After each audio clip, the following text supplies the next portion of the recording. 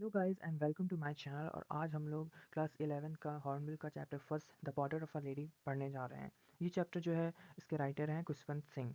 Okay, सो हम लोग next point पे आते हैं। ये जो पोर्ट्रेट ऑफ अ लेडी है इसके राइटर जो है खुशवंत सिंह हैं।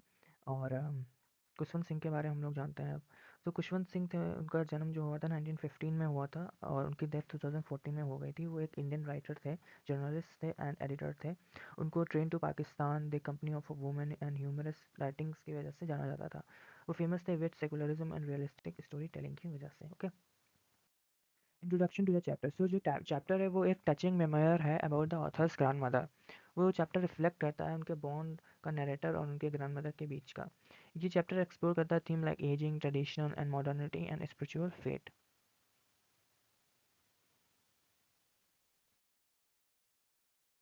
कैरेक्टर स्केच है ग्रैंड मदर का, वो है कि जो ग्रैंड मदर हैं वो बहुत ही शॉर्ट होती हैं, फैट होती हैं, रिंकल्ड होती हैं, हमेशा वाइट ड्रेस में ड्रेस रहती हैं, डीपली रिलीजियस होती हैं, ट्रेडिशनल होती हैं, जेंटल होती हैं, केयरिंग होती हैं, emotionally attach to her grandson होती हैं।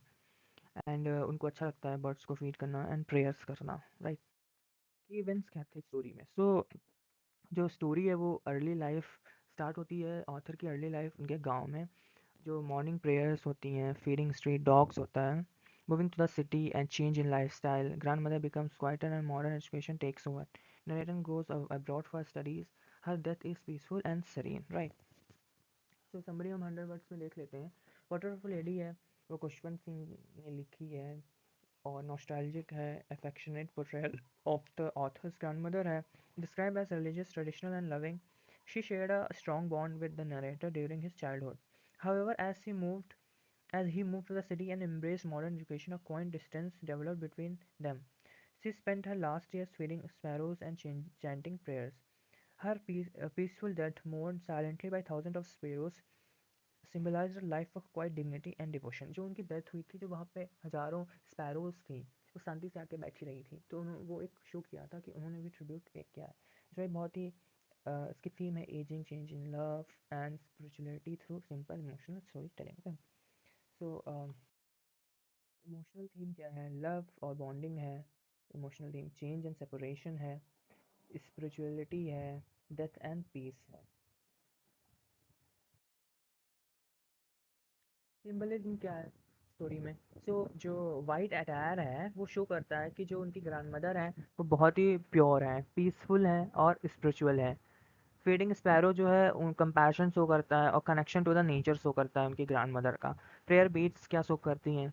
प्रेयर बीट्स शो करती है उनका फेथ, उनकी इनर स्ट्रेंथ। वो जो लेडी होती हैं वो बहुत ही फेथफुल होती हैं, उनके अंदर जो है ये एक आशा होती रहती है कि प्रेयर से सब कुछ ठीक होगा। एंड प्रेयर उनको जो है बहुत ही स्ट्रेंथ देती हैं। तीसरा लिटरेरी स्टाइल क्या है?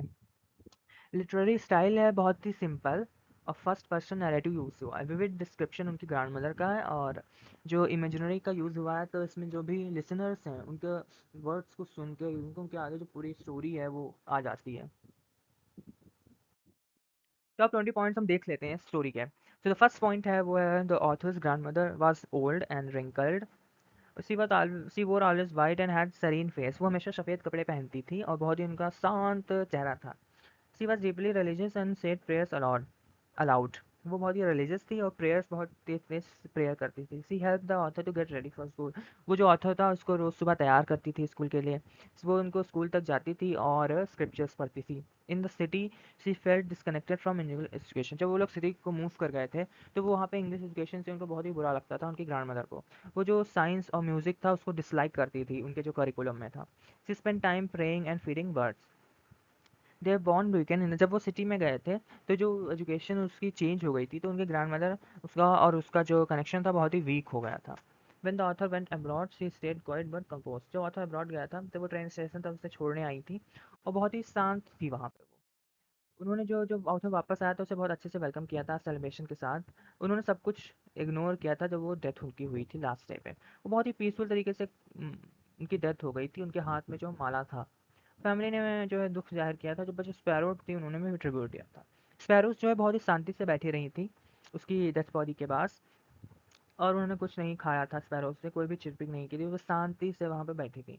स्पैरो रिफ्लेक्ट करती है इंडियन वैल्यूज़ और कस्टम्स को, हाईलाइट करती है स्पिरिचुअल स्ट्रेंथ ऑफ एल्डर्स की, emotional and realistic portrayal of ageing, और ग्रैंड मदर डेथ सिम्बलाइज करती है dignity and piece.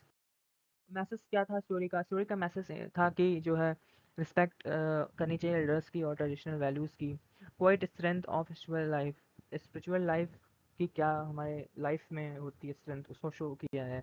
Life and death जो है वो नेचुरल साइकिल का एक पार्ट है। कंक्लूजन क्या है?